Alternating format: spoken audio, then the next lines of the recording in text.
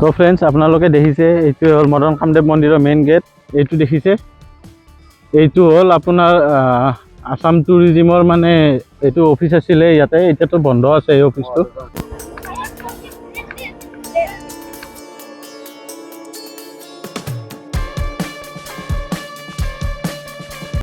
এইটো ৰাস্তাৰে এনেকৈ যাব লাগিব ওপৰলৈ উঠি। তো গৈ আছোঁ ওপৰত, গৈ আপোনালোকক দেখাই আছোঁ। তো চাই থাকক ভিডিঅ'টো আপোনালোকে শেষলৈ, আৰু কমেণ্ট কৰি জনাব আপোনালোকে। পুৰণা বহুত পুৰণা ইয়াতে ভাস্কৰ্য শিল্পৰ কলা মানে শিলত মানে বনোৱা আছে। তো আপোনালোক সেইবিলাক মই দেখাই আছোঁ। এইবিলাক আগৰ পিনে দেখিছে ষ্টেপ আছে, এই ষ্টেপবিলাকৰ ওপৰত উঠি যাব লাগিব।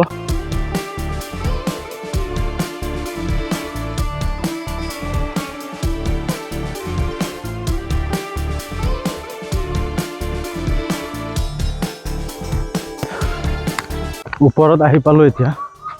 এইটো চাব পাৰে আপোনালোকে আগৰ পিনে, আৰু মন্দিৰটো আছে আপোনাৰ এইপিনে। এইটো যিটো চিৰি আছে, এই চিৰিৰে ওপৰত যাব লাগিব।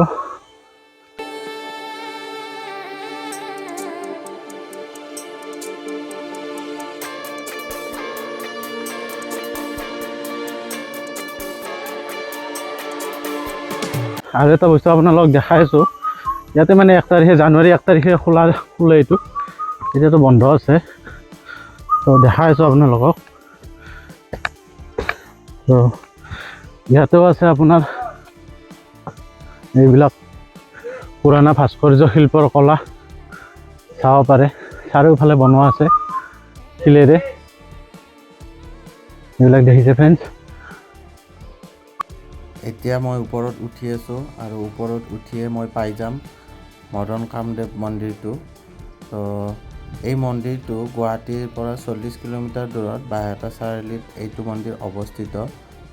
আৰু এই মন্দিৰটোৰ কিছুমান ইতিহাস আছে। এই মন্দিৰটো দেৱাংগিৰি পাহাৰত অৱস্থিত 500 মিটাৰ এলেকাত এই মন্দিৰটো বিয়পি আছে। আৰু ইয়াতে কিছুমান মন্দিৰৰ ধ্বংসাৱশেষ পোৱা গৈছে, আৰু প্ৰায় 24টাতকৈও অধিক মূৰ্তি ইয়াতে খনন কৰোঁতে পোৱা গৈছে। এই মূৰ্তিৰ ধ্বংসাৱশেষবোৰ হৈছে ভগৱান শ্ৰীকৃষ্ণৰ, কিছুমান দেৱ দেৱীৰ, লগতে বিভিন্ন ধৰণৰ জীৱ জন্তু, মানুহ আৰু ফুল ইত্যাদি। আৰু ইয়াতে 6টা মূৰৰ ভৈৰৱ মূৰ্তি, শিৱ মূৰ্তি, গণেশ আৰু সূৰ্য মূৰ্তি আৰু বিদ্যাধৰৰ মূৰ্তি ইয়াতে পোৱা যায়।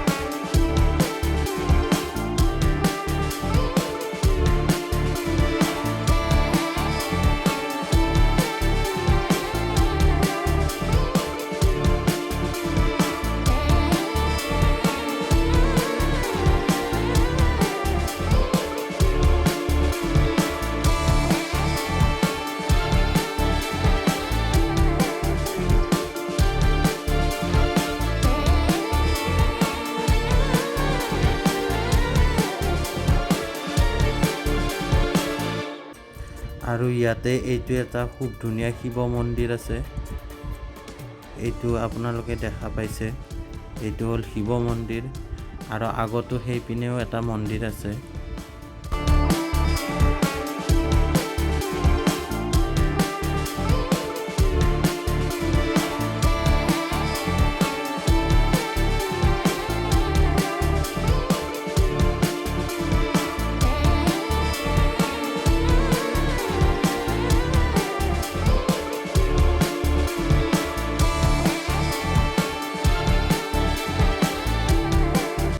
তো ফ্ৰেণ্ডছ আপোনালোকক দেখালোঁ, এইটোৱে আছিলে মন্দিৰ।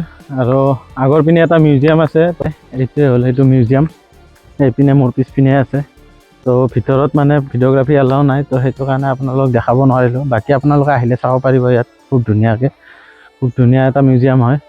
পুৰণা যিবোৰ মানে ভাস্কৰ্য শিল্পৰ কলা সেইবিলাক শিলতে ধুনীয়াকৈ বনোৱা আছে। আপোনালোকে আহিলে চাব, ইয়াতে খুব ধুনীয়া মিউজিয়াম, তো পিছফালে চাব পাৰে।